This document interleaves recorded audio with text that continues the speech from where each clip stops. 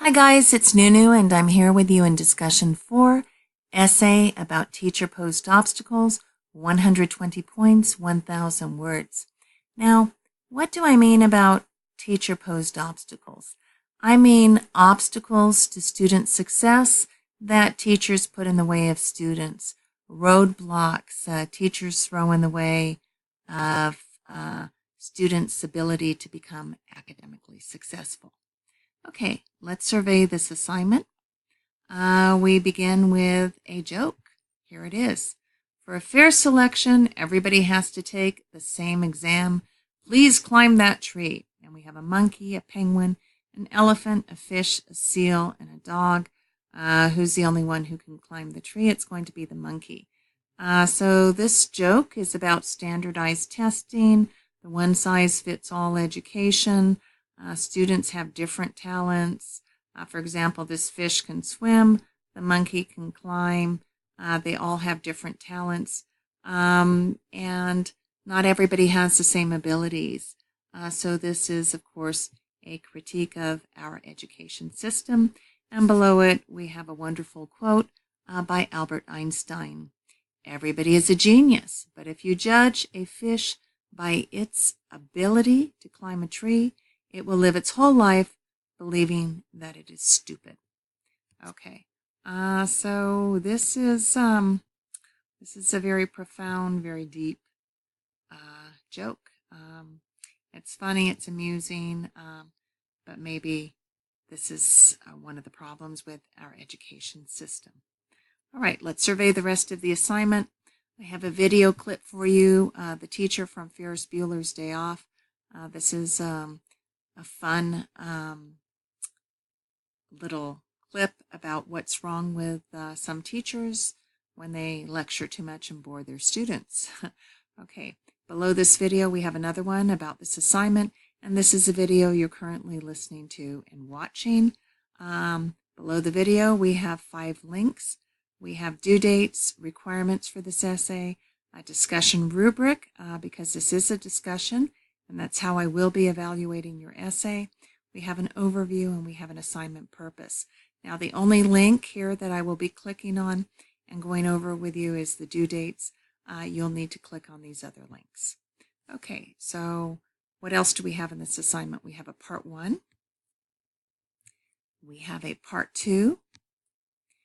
We have a works cited, all about obstacles to student success, to their ability to do well that teachers pose for different reasons.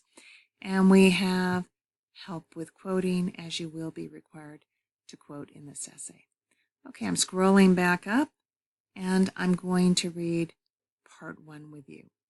Read chapter 2 of Pedagogy of the Oppressed, Paulo Freire's landmark 1968 treatise about what's wrong with the traditional educational system. Now, chapter 2 is just 54 paragraphs. They're not very long. You will need to begin this assignment immediately so that you're ready to write about chapter 2 and you understand it, okay? So after you read it, then for a targeted reader group of your choice, teachers, students, parents, administrators, politicians, number 1, write a 3 to 4 page essay, 750 to 1,000 words, in which you agree, disagree, or agree and disagree with this contention, this claim. Most teachers practice the oppressive banking system of education that Paulo Freire describes in Chapter 2 of Pedagogy of the Oppressed, his landmark 1968 treatise about the teaching-learning process. They do not practice the progressive problem-posing system of education. So what is a banking system of education? What is a problem-posing system of education? You will learn in Chapter 2 of Pedagogy of the Oppressed. Okay, so let's continue down to number 2. Support your thesis, your opinion about this contention for a persuasive purpose. Something that you want to persuade readers must be done in order to make teachers effective educators. In other words, write an essay with a rhetorical focus. If you do not know what a rhetorical focus is, please view the video below. And here is a video developing a rhetorical focus for an essay. 3. Quote at least once from Chapter 2 of Frere's book, and quote at least once from one of the sources listed in the works cited at the end of this posting for a total of 2 quotes by 2 sources.